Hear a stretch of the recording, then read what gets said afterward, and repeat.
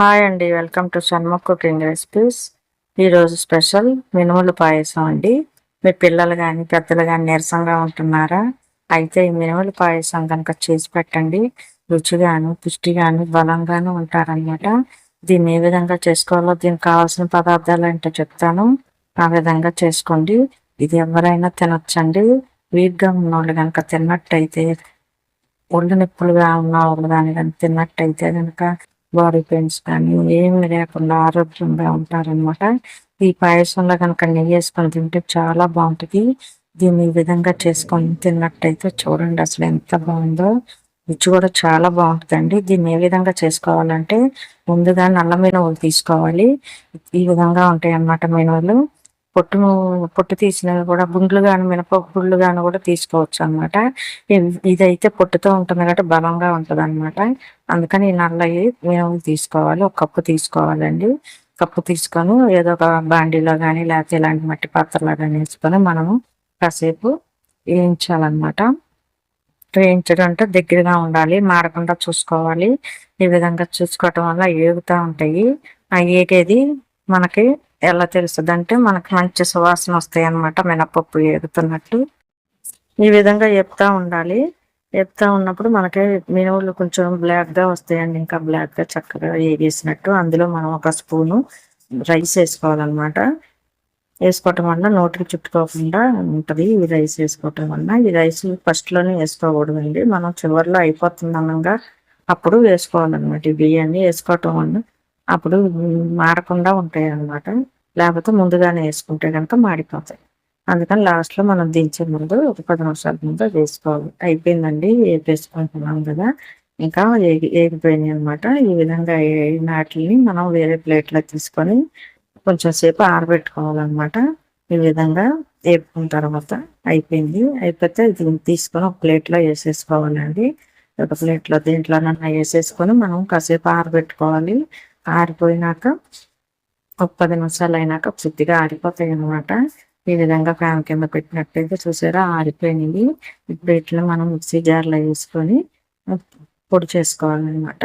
ఇదిగోండి ఈ విధంగా మిక్సీ జార్లో వేసుకున్న తర్వాత ఇదిగోండి ఈ విధంగా పిండి మెత్తగా చేసుకోవాలన్నమాట.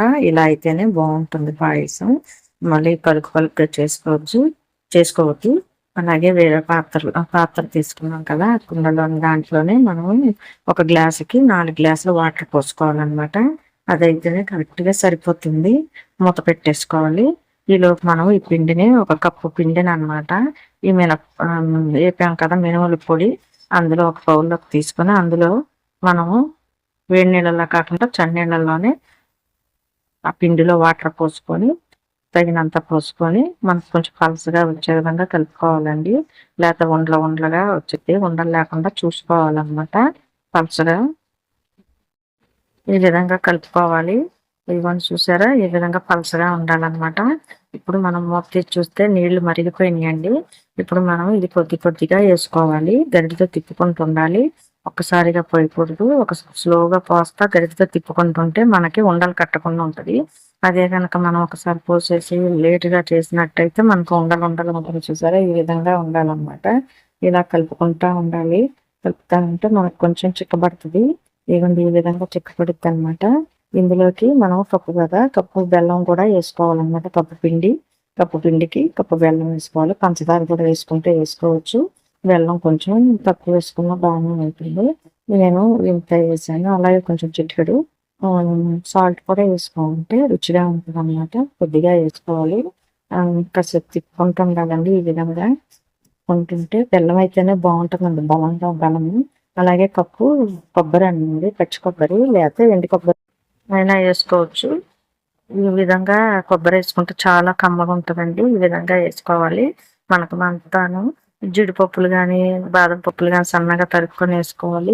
ఈ విధంగా వేసుకోవటం వల్ల అన్ని చాలా చాలా రుచిగా ఉంటుంది అనమాట. అలాగే ఇందులో ఇలాచీ పొడి కూడా వేసుకోవాలండి, చాలా బాగుంటుంది. ఈ విధంగా కలుపుకొని కొబ్బరి కూడా ఉడికిపోయింది. బెల్లము ఇదంతా పాయసం అయిపోయింది అనమాట. ఇందులోనే మనం కొద్దిగా ఇలాచీ పొడి కూడా వేసుకోవాలి. వేసుకొని ఒక 5 నిమిషాలు ఉంచుకోవాలన్నమాట. ఇలాగ అయిపోయింది. ఇంకా తీసేసేయాలి అనమాట. పాయసం చూసారా ఎంత చక్కగా ఉందో. వేగంగా ఉండటం వల్ల చాలా చాలా బాగుంటదండి. ఇది ఎదిగే పిల్లలకి చాలా మంచిదండి.